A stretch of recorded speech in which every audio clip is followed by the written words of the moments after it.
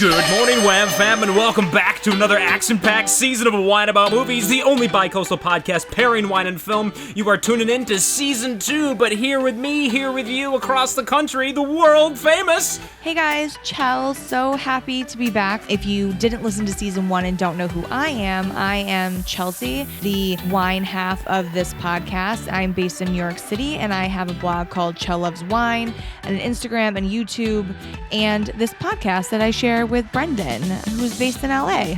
Yes, I'm the LA film side of this whole program. I'm a filmmaker on the left coast, and it's been about 3 months though. It's been a dry summer, but Chel, what have you been up to lately? I say world famous because now you've been international with your tastings and your travels. Yes, yeah. So I've had a really great summer. So that's one of the reasons we kind of took like a season approach to our podcast. Brendan and I are both pretty busy people, and this summer I had the opportunity to travel around France, do some wine tasting in France, which was amazing, and I was in Ireland. I was down to the beach a couple times, and now I finally settled back into regular life in New York. So I'm regular life in New York.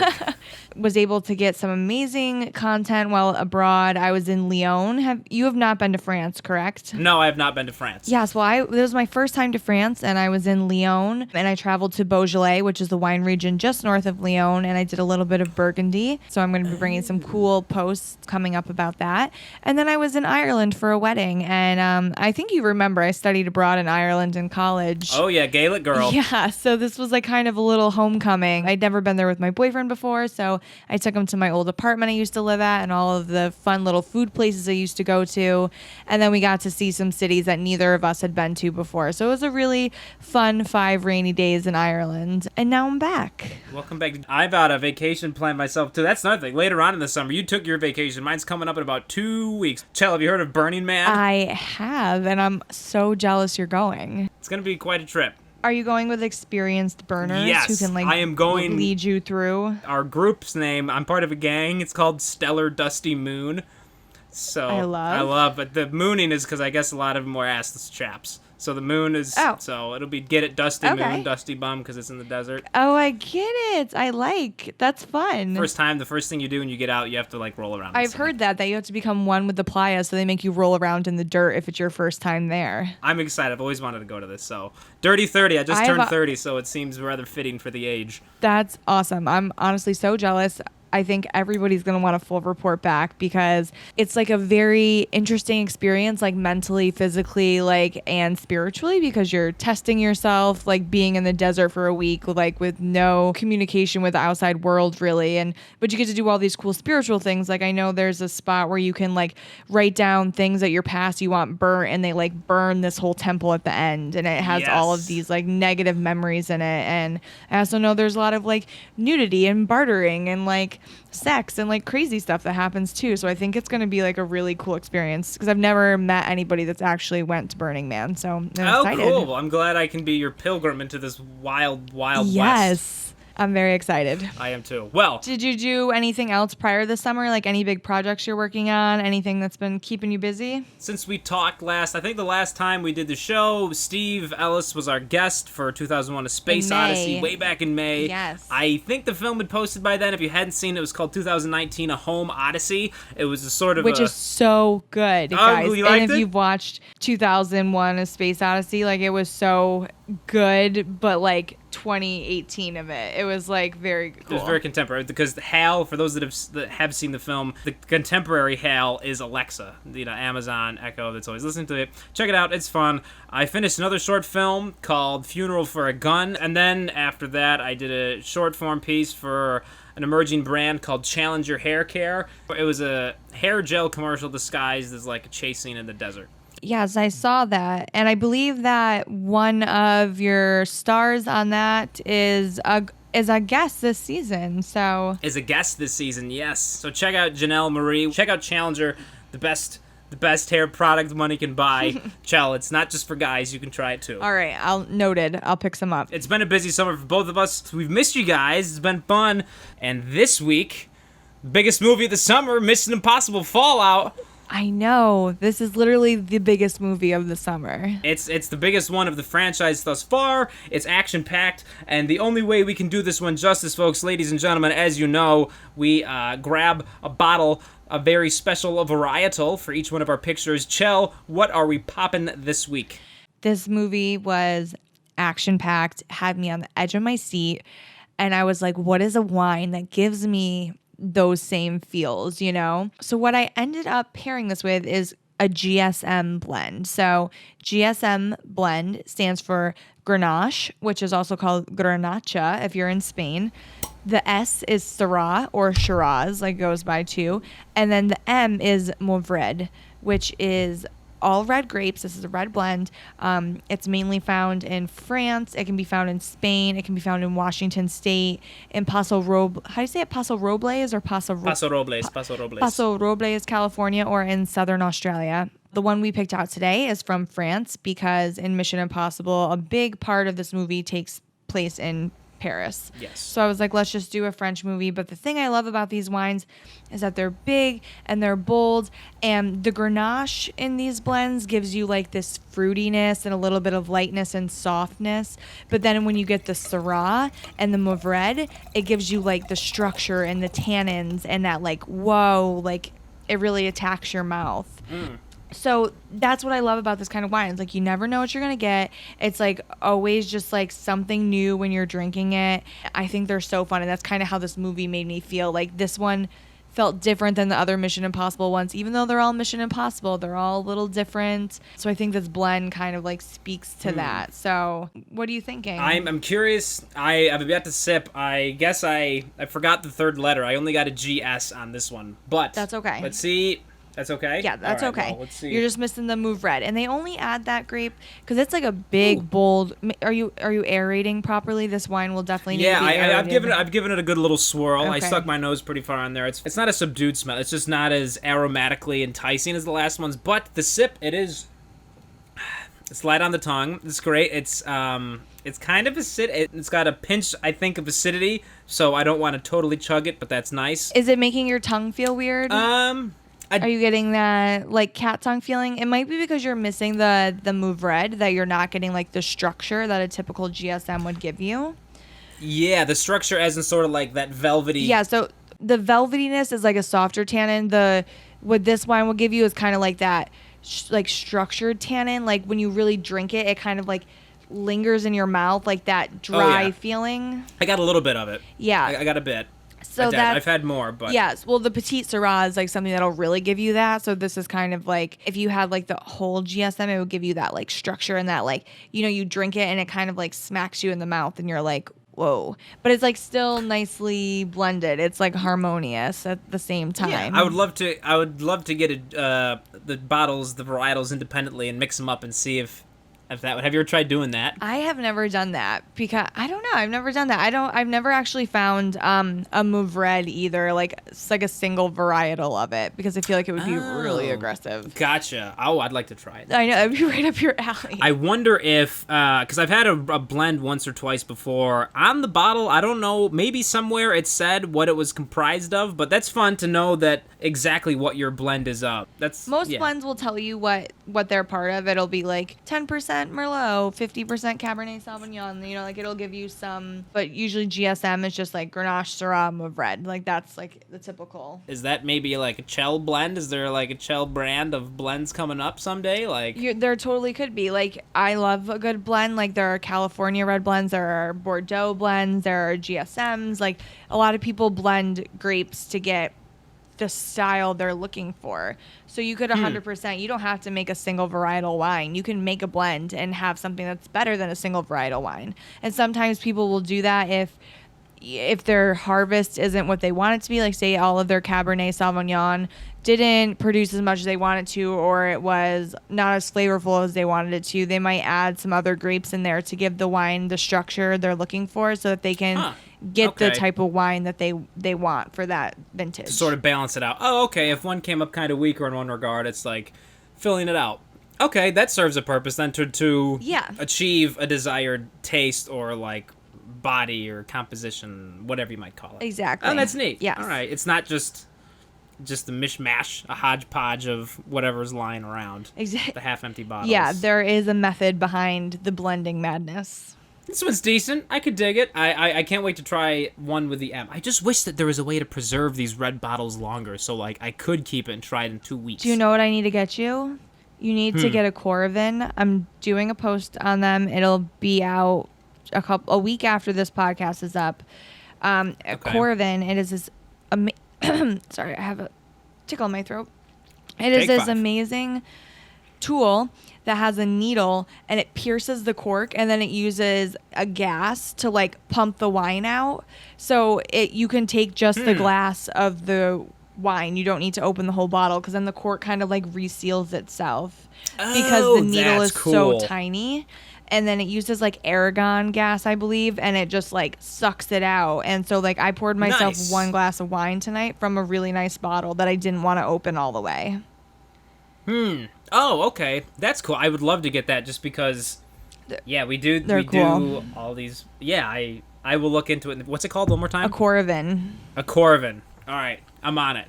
For a movie packed with action, it's packed with taste. Wow, a lot of stunts. Yeah. It's crazy. Actually, funny, today, did you hear just today, so now about a week ago, the Academy of Motion Picture Arts and Sciences has declared there is a new category for movies like Mission Impossible. Yes, the most popular movie.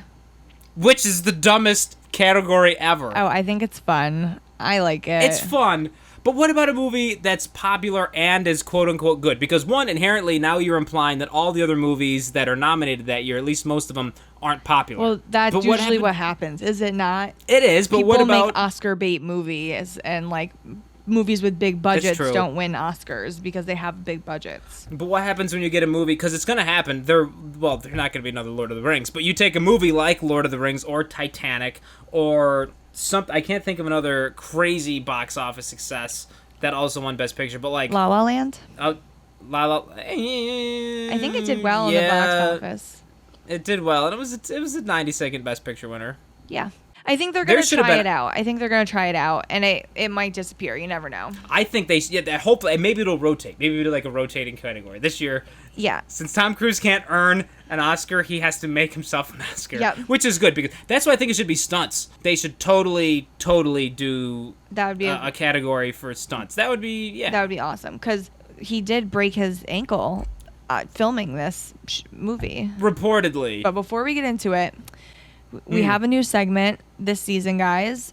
And it is a game show. And we are going to play a game every episode. And it's kind of going to be like a this or that. And so this week I am quizzing Brendan, and this is called Tom Cruise's co-star or a winemaker. So Brendan, I'm going to give you 6 names, and you need to guess for me if this is a co-star of Tom Cruise's or if they are a winemaker. I hope Simon Pegg or Ving Rhames aren't either of them, because they were the co-stars in this one. There are no co-stars from this movie. Mission Impossible. Okay, very good. Or any Mission Impossibles. Oh, damn it. You said 6. I was hoping it was going to be like the bad guy from each movie. No. I was going to get 100. No. Okay. So name number 1. Mia Klein. Mia Klein. Mia thinking that's a winemaker. That is right. She is the winemaker at Celine Wines in Napa. Nice. Okay. Okay. Elizabeth Shue. I can't think of what movie she's been in, but that's totally an actor.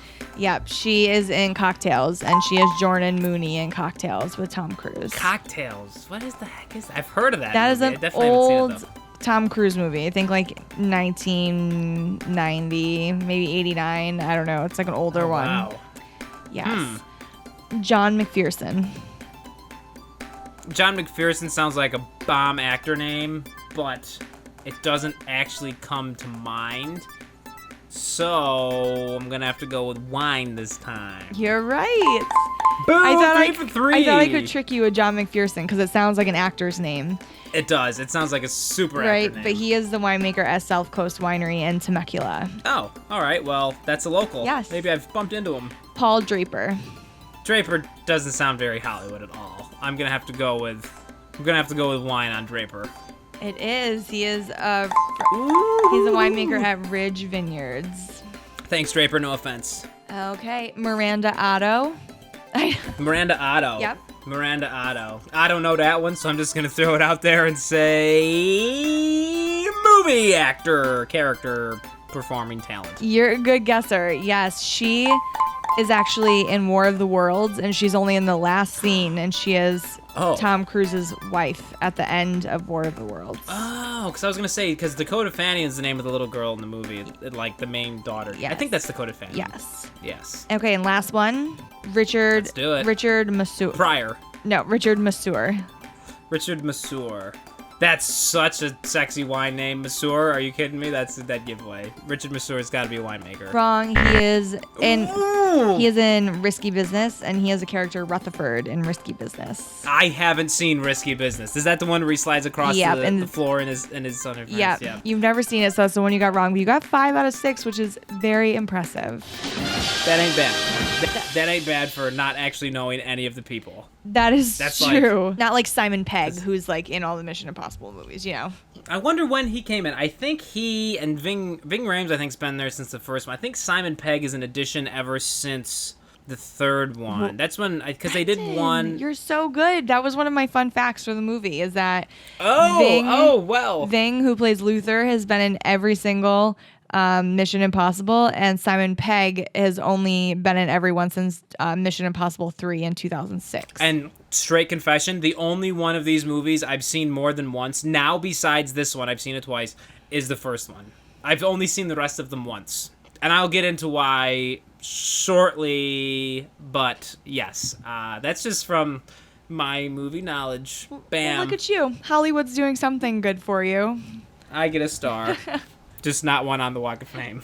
Mission Impossible Fallout, $178 million budget, 97 on Rotten Tomatoes after 3 weeks of being out. Probably the highest rated and most critically and commercially embraced one of all to date. Like the Fast and the Furious movies, supposedly they're just getting better and better in the eyes of the critics and the fans. But what about the eyes of the Wham and the fam? For anybody who doesn't know, I'll give a quick little synopsis. So this is about Ethan Hunt, who is our, secret agent, do we call him? Yeah, he's like a black ops. He's more than a secret agent. Yes. He's the secretest of the most secret. He is the special force. Yeah, so he is of the government. On the special team called IMF. The Impossible Mission Force. Yes. Which is so cheesy. He joins forces with a CIA assassin, August Walker, to prevent a disaster of epic proportions. They're dealing with an arms dealer called John Lark and a group of terrorists known as the Apostles, who plan to use 3 plutonium cores for a simultaneous nuclear attack on the Vatican, Jerusalem, and Mecca. And when the weapons go missing, Ethan and his crew find themselves in a desperate race against time to prevent them from falling into the wrong hands. Now, that being said, big stakes. This episode will be laced with spoilers. I feel like we're about to start spoiling in T-minus 10 seconds, so if you haven't seen it, shame on you. Go watch the movie. Yes. But it's been out for a month. Go see it. Yes, your mission, should you choose it. This message will not self-destruct in 5 seconds, but spoilers will commence. Truth. I accept this mission. Everybody else better accept this mission as well. And onward we go. Well, the opening, I mean, yeah, they're going to take the attacks on the 3 major, holy sites of the world. It's about 10 minutes in, the bombs sort of go off. And I was like, and then it got in, I was like, oh shit, things are getting heavy. I mean, they blew up the Kremlin, like the White House of Russia in the 4th movie. But usually, yeah, there's nothing. It's usually like they prevent everything. But then, of course, in classic Mission Impossible fashion, the one thing to this movie, I think it's one of the coolest storytelling devices there is, and they sort of have dibs on it because no one else can do it, is just the idea of the face mask and the little voice emulator that totally can replicate a target. It's always so fun to see it done, and they got Wolf Blitzer to... The opening of the movie is great because they fake that the explosions went off so they could get the weapons developer to basically let them into his iPhone. You'd think the highest levels of government security could be able to crack an iPhone, which they can, but I don't know why they didn't in this movie. Either way, it was a fun opening. It was, and I thought that the movie... Overall, I thought that it had really great twists and turns. This was one of the movies for the first time in a long time. I was sitting there and I was gasping and I was putting my hands to my face and I was oh my God, is this going to happen? Some of the things were completely outlandish, but I would expect nothing less from a Mission Impossible movie. But I actually felt a range of emotions that I think I was supposed to feel during this movie. I was anxious and I was excited and I was scared and I was I felt everything. And there were plot twists on plot twists on plot twists to the point where I had to like leave the theater afterwards, and I was like, okay, so Tom Cruise was playing this guy who thought he was playing Tom, who was also playing this like it was. Yeah, the middle with Alec Baldwin and the Henry Cavill like backstab sort of thing. That was a little clunky and wonky, and and it was great, and I loved and it sounds like you enjoyed the movie as much as I did for the first time, but much to my chagrin, I broke my cardinal Mission Impossible rule, which is you just can't watch these movies more than once, because the second time you watch it, like, the jig is up, and you know when the twists are going to happen, and the faces are going to be ripped off, and even the phone turn, simple and brilliant, and it's like, oh my gosh, it's the different phone. But it's not like listening to your same song, your favorite song, twice in a row, like, it's not like listening to that super cool guitar solo, it's just like, oh, okay, it happened, okay. So, I can see that. Upon a single watching, love it. It's great. Don't go back. I mean, you can. It's cool. And I want to do a cut down where it's just Tom Cruise running and there's no dialogue. Like, 5 minutes, more or less. How much of this movie is Tom Cruise running? Like, sprinting. Like, that man... Sprinting. For being, like... I don't know how old he is, but he booked it. Like, impressive. And, you know, Tom Cruise did all of his own stunts for this. So... My question is, this movie had a lot of hype, like, before the movie even came out. Like, he was skydiving from, like, an altitude where there was no atmosphere. Like, he actually did that. What is it called? Like, a gravity jump? Or that's a halo jump. Yes. So he was doing a halo jump. High altitude, low opening. Yeah. So he did that in, like, real time. He broke his ankle jumping over buildings. Like there was a lot of, like, he climbed a helicopter or something. Like, he did that whole helicopter stunt at the end. So the like, helicopter was impressive. Like, not the rest of it, but that was just like, oh shit. It was well, insane. I mean, in the last movie, a plane took off and he was hanging onto the door as the plane took off. It was like the scene in Black Sheep, but it actually happened. Which is insane. The so ending. Do you think that all of the hype surrounding all of these stunts he was doing led to this movie being really more successful? Like, do you think it has a 97 on Rotten Tomatoes because he does his own stunts, which, like, Tom Cruise could actually be, like, an MIF agent and, like, do all this stuff in real life? Yeah, he totally could. And it's what's funny is if he didn't have such a storied such a storied Hollywood career before it, like, I wouldn't be surprised if he actually was a secret agent that was just like, I'm going to be an actor now. Right? Like, because, like, he is the man. I joked about it earlier about, like, he has to make up his own Oscar, and this might win the popular film category. And he's totally the producer, one of the main producers of the movie. So he's like, all right, I want to jump off this building and climb this and do this and do that. And I guess him doing all of his stunts really inspired the other actors to do their own stunts as well, because they're like, you're in this movie with Tom Cruise, who is literally jumping from 4-story buildings, like jumping over buildings, like climbing onto helicopters. Like, we need to do our own stunts too, no matter how, like, nominal and small they are. Like, we feel the pressure to do them. Now, did you hear about Henry? Is it Cavill or Cavill?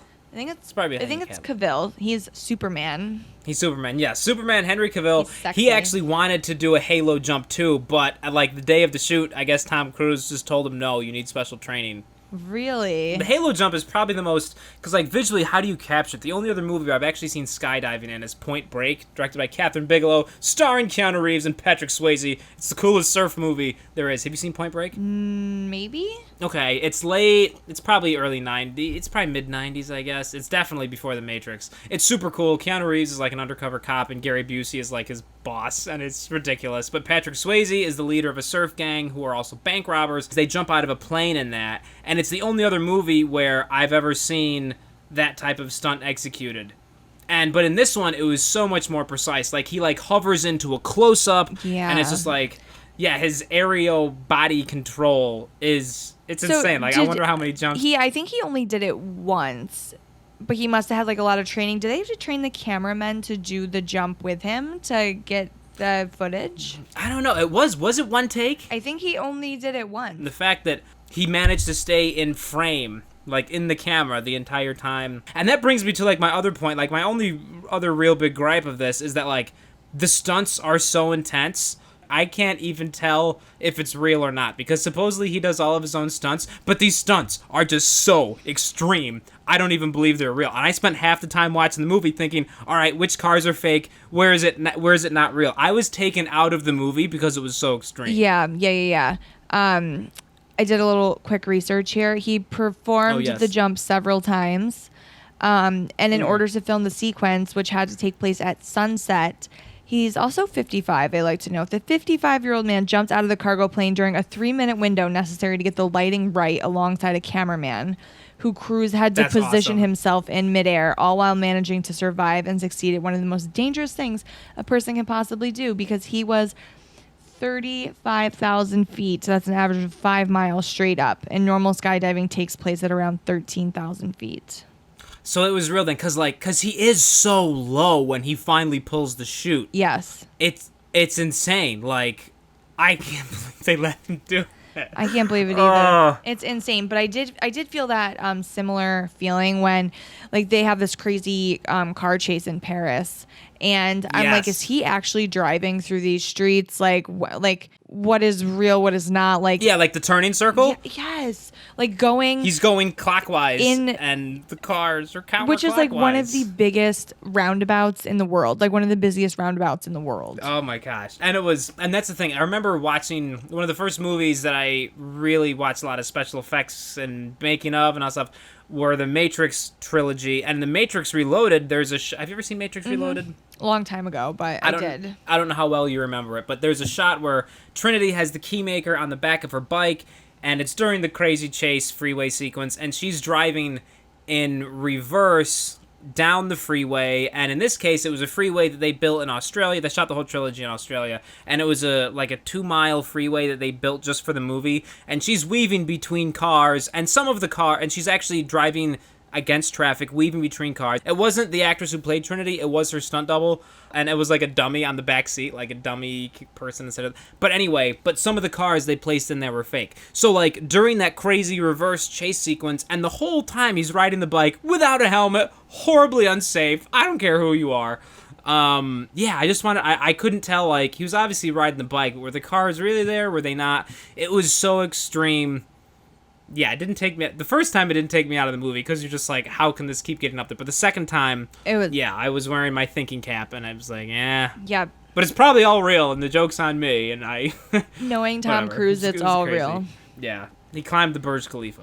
That must be nice, to be able to, like, be in a place where, like, the tallest building in the world gets made, and you're like, I'm going to climb that. Yeah. Grab the Hollywood crew, and let's make a movie around it. And at 55, this man has no fear at all of anything. Nothing. Now, Chel, you're the big traveler here. You've been to London. Have you been to London or no? I'm not, actually. By the way, there's 2 bad guys with 4-letter names that start with L. You can't do that. It's just not fair. I don't know who was who. Like John Locke, John Lane... Who was that? Was that the bearded guy, or was that Superman? Lark. Okay. Well, but wasn't there, like, also a Lane? Well, John Lark was Henry Cavill's character. But wasn't there also a Lane? I think the bearded bad guy was Lane. Yeah, so there's Solomon Lane, who is the man that Ethan Hunt had previously captured, that they break out. Yep. And then they had John Lark, who is actually August Walker, a.k.a. Henry Cavill. So how am I supposed to keep track in this movie where so much crazy exposition is coming at you? 2 different villainous names that start with L and have 4 letters. I know. I guess it's because Lark is just like he's not really a person. We never find... John Smith, John Doe, John Riley, John Nagle, John anything. John, but not another 4-letter L word. I know, yeah. And Lark and Lane are very close. Like, there's 2 letters difference on them. Yeah, two letters. L-A. Yeah, no, that makes it hard. Screenwriters, I scratched 5 points from Gryffindor. You that can't be doing that, bro. Not happening. Anyway, what else? The chase scene, thought it was a little long. They could have combined, like, because it's like a car chase, bike chase, and then it becomes another chase, like, after a brief interlude.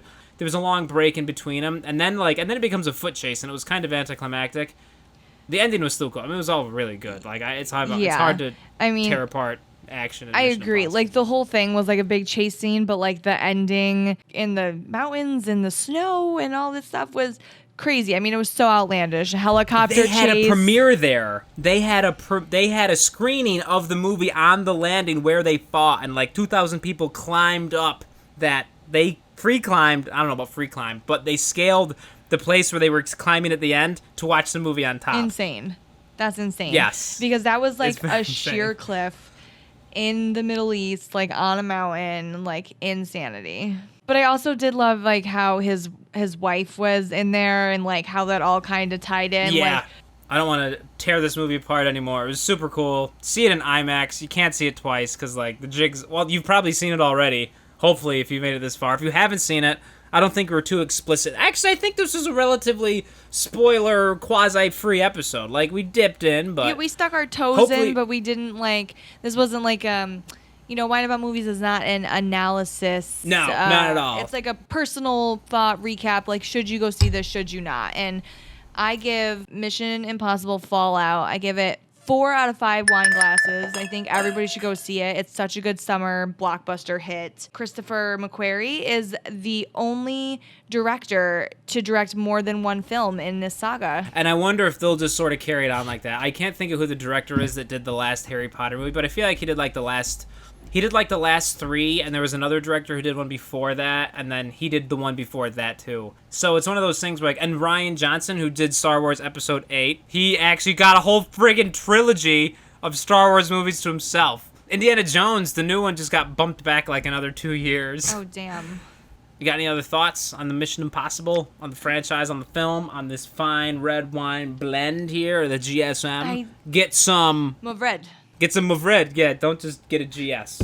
Yes, no, I thought the movie was awesome. I think the wine is really great too. I think everybody should go see this movie if you haven't already. It's really a really great summer movie, and it might be one of the best ones I've seen this year. I always love a good action movie, and it gave me every emotion I wanted to feel during an action movie. I was happy, I was sad, I was scared. Like I said, I felt a range of emotions, and I think that's how a film should make you feel. So, And this, I'm going back to season 1, but it's still the same summer. I enjoyed it more than Infinity War. Infinity War was epic and a spectacle and super cool, but this is just better because it's real people and it's real action. Infinity War was like super depressing. Like I left the movie depressed. Yeah, and it's super depressing. So, like, and they're just gonna hit undo. The whole movie's gonna be nothing after they just unsnap his fingers. Yeah, right. Well, and it's gonna be like, well, we will cover whatever. that when the time comes. But yes, season 3. Look out for it, folks.